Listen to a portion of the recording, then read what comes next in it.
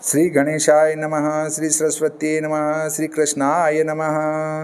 देखिए, आज आपको श्रीमद् भागवत महापुराण के 10वें स्कंद के 83वें अध्याय को श्रवण कराता हूँ। आप प्रेम से मन लगाकर श्रवण कीजिए। कही नारियों की कथा सकल 83 अंक, पाणी ग्रहण जैसे कियो श्री ब्रजचंद निशंक। श्री सुखदेव जी बोले कि हे भरतवंशी राजा परीक्षित, गोपियों के गुरु और शरण दायक भगवान श्री कृष्णचंद्र ने गोपियों पर अनुग्रह करके पीछे राजा युधिष्ठिर से और सब सुहृदों से कुशल पूछी। इस प्रकार लोकों के नाथ भगवान श्री कृष्णचंद्र के कुशल पूछने और सत्कार करने से, भगवान के चरण कमल के दर्शन से पाप रहित हो वे सब लोग प्रसन्न होकर कहने लगे। अब यहाँ एक शंका होती है कि वेद शास्त्र पुराणों का यह प्रमाण है कि 3 लोक में जो चराचर जीव हैं उन सब जीवों के भगवान गुरु हैं और गति भी हैं। फिर व्यास जी ने सब जीवों को त्याग के भगवान को गोपियों का ही गुरु तथा गति क्यों कहा? इसका उत्तर ये है कि गोपी नाम गुरुर गति है। इस श्लोक में व्यास जी ब्रज की गोपी जो श्री कृष्ण की प्यारी थी उनको गोपी नहीं कहते थे। इस श्लोक का अर्थ तो व्यास जी ने ऐसा किया है कि गो शब्द को संसार भी कहते हैं। शास्त्रों में ऐसा कहा है, गो कहिए चराचर संसार, उसका जो पालन करे उसका नाम गोप है। गोप भगवान है तथा गोपी भगवान की माया है, वही माया रूप लक्ष्मी है। ऐसा अर्थ गोपी का व्यास भगवान ने किया है। माया के और जगत के पति जो भगवान हैं सो श्री कृष्ण होकर पृथ्वी में विराजमान थे, इसलिए माया के पति और गुरु भी भगवान हैं। क्योंकि माया रूप संसार है इसलिए श्री कृष्ण को गोपी पति और गुरु व्यास जी ने कहा था, अकेले ब्रजवासियों के पति व गुरु नहीं कहा था। हे प्रभु, तुम्हारे चरणारविंद का रस जो कि अभी महात्मा लोगों के मन द्वारा प्रकट हुआ है और जो देह धारण करने वालों के देह में अभिमान उत्पन्न करने वाली अविद्या को काटता है, उसे जो कर्ण रूप दोनाओं से पान करते हैं उन पुरुषों के अमंगल कहाँ? स्वरूप के प्रकाश से बुद्धि कृत जागृत स्वप्न सुषुप्ति अवस्था दूर होने के कारण से संपूर्ण आनंद के समूह रूप आवरण रहित अकुंठ चैतन्य शक्तिमान काल से नष्ट हुए वेद की रक्षा करने के लिए योग माया को अंगीकार कर मनुष्य देह धारण करने वाले और परमहंस की प्राप्ति के योग्य तुमको हम बारंबार नमस्कार करते हैं। योगीवर सुखदेव जी बोले कि हे नृप श्रेष्ठ परीक्षित, इस प्रकार निर्मल कीर्ति पुरुषों के मुकुटमणि भगवान श्री कृष्णचंद्र की लोग प्रशंसा कर रहे थे कि इतने में अंधक और कौरवों की स्त्रियां एकत्र हो परस्पर भगवत संबंधी जो बातें करती थी, जो त्रिलोकी में गाई हैं वही कथा तुम्हारे आगे वर्णन करते हैं, तुम सावधान होकर सुनो। द्रौपदी बोली कि हे रुक्मिणी, हे भद्रे, हे जाम्बती, सत्यभामा, हे सत्या, हे कालिंदी, हे मित्रविंदा, हे रोहिणी, हे लक्ष्मणा और हे 16 सहस्र श्री कृष्ण की रानियों, स्वयं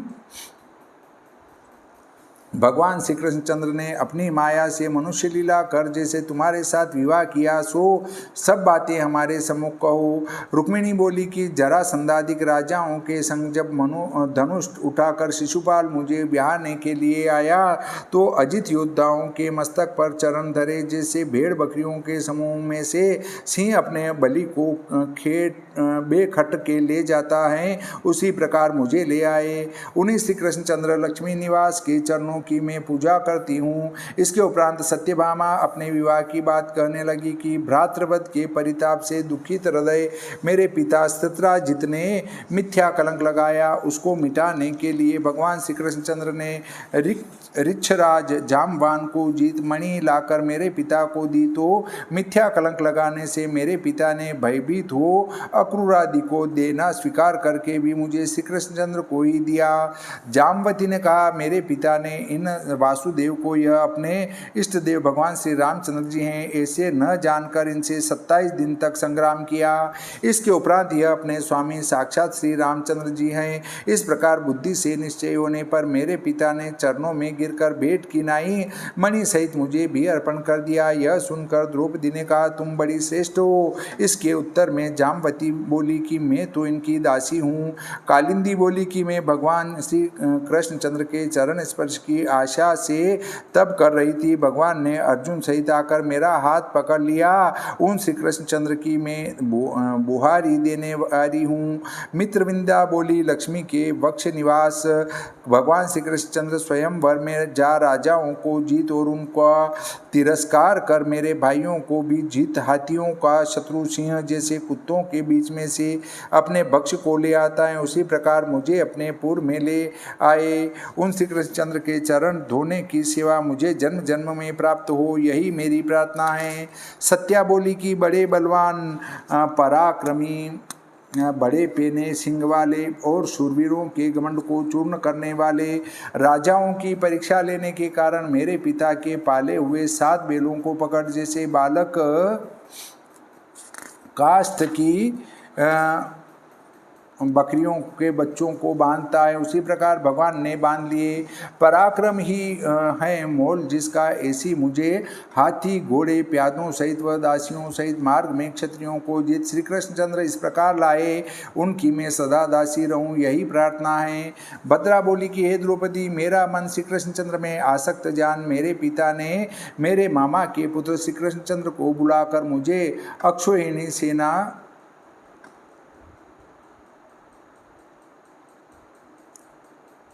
में भद्रा बोली कि हे द्रौपदी, मेरा मन श्री कृष्णचंद्र में आसक्त जान। मेरे पिता ने मेरे मामा के पुत्र श्री कृष्णचंद्र को बुलाकर मुझे अक्षोहिणी सेना सहित दे दिया। अनेक कर्मों से भटकने वाली मुझे जन्म जन्म में भगवान श्री कृष्णचंद्र के चरण कमलों का दर्शन प्राप्त हो, जिन चरणार बिंदुओं के स्पर्श से मोक्ष नाम कल्याण मुझे प्राप्त हो, यही मेरी प्रार्थना है।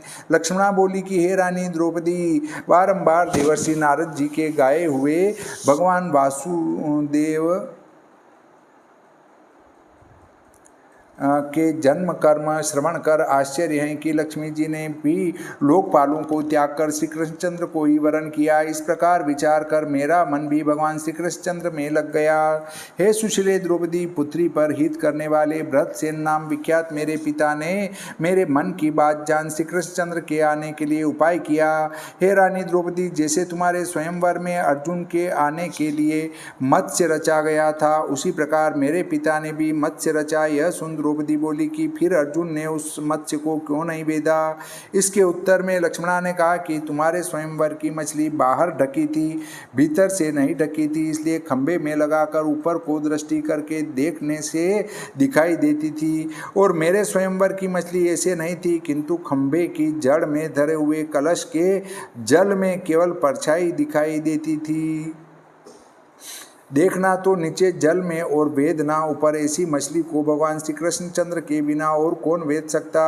स्वयंवर रचा है, यह बात सुनकर संपूर्ण अस्त्र शस्त्रों के जानने वाले उपाध्याय अर्थात सिखाने वालों को संग ले सहस्रों राजा मेरे पिता के पूर्व में आकर उपस्थित हुए। उस समय जैसा जिसका पराक्रम और जैसी जिसकी अवस्था थी, उसी प्रकार उसका पूजन मेरे पिता ने किया। इसके पीछे कोई भी राजा मुझ में मन लगने के कारण हाथ में धनुष उठाकर मत्स्य के वेदने को सभा में समर्थ न हुआ। बहुत से राजाओं ने तो धनुष हाथ में ले पटक दिया, बहुत से प्रतिंचा को खींच धनुष के चपेट से ही गिर पड़े। और जो शूरवीर जरासंध, अम्बष्ठ, चंदेली का राजा भीम, दुर्योधन, कर्ण, ये लोग भी अपने अपने धनुष पर प्रतिंचा चढ़ाकर मछली कैसे लगी हैं यह भी जानने को समर्थ न हुए। इसके उपरांत जल में मछली की परछाई देख ऐसे मछली लगी हैं सो जान उपाय करने वाले अर्जुन ने बाण चलाया। वह बाण मछली से स्पर्श तो हो गया, परंतु मछली कटी नहीं। जब समस्त क्षत्रिय हार कर बैठ रहे, तब अभिमानियों का अभिमान दूर करने वाले भगवान श्री कृष्णचंद्र ने धनुष हाथ में ले लीलापूर्वक प्रतिंचा चढ़ाकर धनुष में बाण लगा और एक ही बार मछली को जल में देख मध्याह्न समय अभिजीत नक्षत्र में अर्थात सबका कार्य सिद्ध करने वाले मुहूर्त में मछली को बाण से काट कर पटक दिया। उस समय स्वर्ग में देवताओं के नगाड़े बजने लगे, पृथ्वी में जय हो इस प्रकार शब्द होने लगा और देवता लोग आनंद में मग्न हो आकाश से वर्षा करने लगे। हे द्रौपदी, इसके उपरांत लाज भरी हंसन युक्त मुख और चोटी में पुष्प माला गुथे, नवीन रेशमी सुंदर धोती चद्दर पहनकर स्वर्ण की जड़ी रत्नों की माला हाथ में ले और मनोहर नुपुर वाले चरणों से में रंगभूमि में आई और श्री कृष्णचंद्र में आसक्त हृदय में बड़े केश और कुंडलों से शोभायमान कपोल वाले मुख को उठा संताप को दूर करने वाले हास्य कटाक्ष पूर्वक चितवन से चारों ओर के राजाओं को देख धीरे धीरे जाकर मुरारी भगवान श्री कृष्णचंद्र के हृदय में माला डाल दी। उस समय मृदंग शंख भेरी नगाड़े आदि बाजे बजने लगे, नट और नृत्यकारी नाचने लगे और गाने लगे। हे यज्ञसेन की पुत्री द्रौपदी, इस प्रकार मैंने जब भगवान श्री कृष्णचंद्र को अपने वश में किया तब ईर्षा और काम से आतुर राजाओं के यूथ ने यह बात नहीं सहन की। इसके उपरांत अत्यंत शोभायमान 4 घोड़े जुते रथ में उस समय मुझे बैठाल कर सारंग धनुष को ले कवच पहने 4 भुजा युक्त भगवान श्री कृष्णचंद्र खड़े हो गए। हे रानी द्रौपदी, तब रथवान ने सुनहरी साज का रथ हाँक दिया और जैसे मृगों के देखते सिंह चला जाता है उसी प्रकार राजाओं के बीच से उनके देखते ही चले आए। इनको जाता देखकर बड़े बड़े क्षत्रिय राजा पकड़ने के लिए पीछे दौड़े और कोई राजा भगवान श्री कृष्णचंद्र के रोकने को आगे जाकर धनुष को ऊंचा उठा, जैसे सिंह के रोकने को कुत्ता खड़ा होता है उसी प्रकार मार्ग में सावधान होकर खड़े हो गए। सारंग धनुष के छूटे हुए बाणों के समूह से भुजा पावनार कटने से अनेक क्षत्रिय युद्ध में गिर गए और बहुत से संग्राम को छोड़कर भाग गए। इसके उपरांत यादवों के पति भगवान श्री कृष्णचंद्र ने अत्यंत शोभायमान सूर्य का आवरण करने वाली ध्वजा के वस्त्रों से शोभित और चित्र विचित्र बंधनवार माला बंदी स्वर्ग और पृथ्वी में जिसकी स्तुति हो ऐसी द्वारकापुरी में अस्ताचल में सूर्य के समान प्रवेश किया। इसके उपरांत मेरे पिता ने सूरदयता से गोत्री और बंधुओं को बड़े मोल के वस्त्र गहने शैया आसन और साज से पूजन किया। संपूर्ण संपत्ति मान दासी और प्यादे रथ हाथी घोड़े और बहुत मोल के वस्त्रों सहित मुझे मेरे पिता ने परिपूर्ण श्री कृष्णचंद्र को दिया। ये 8 हम आत्मा में रमण करने वाले भगवान श्री कृष्णचंद्र की सब संग त्याग अपने धर्म से साक्षात घर की दासी हुई हैं। इसके उपरांत 16,100 रानियां कहने लगी कि भौमासुर की दिग्विजय में जिन हम राजकन्याओं को जीतकर रोक रखा था उन्हें संसार से छुड़ाने वाले अपने चरणारविंद का स्मरण करते जान भगवान श्री कृष्णचंद्र स्वयं पूर्ण काम रहते भी संग्राम में भौमासुर और उसके कुटुंब को मार हमारे साथ विवाह किया। हे द्रौपदी, हम चक्रवर्ती राज्य और इंद्र पद के भोग का भोगना नहीं चाहती और अनिमादिक सिद्धि ब्रह्म लोक मोक्ष तथा वैकुंठ धाम की भी चाहना नहीं करती, किंतु गदा के धारण करने वाले श्री कृष्णचंद्र के लक्ष्मी के कुचों की केसर लगे सुंदर चरणार बिंदुओं की रज अपने माथे के ऊपर चढ़ाने की चाहना करती हैं।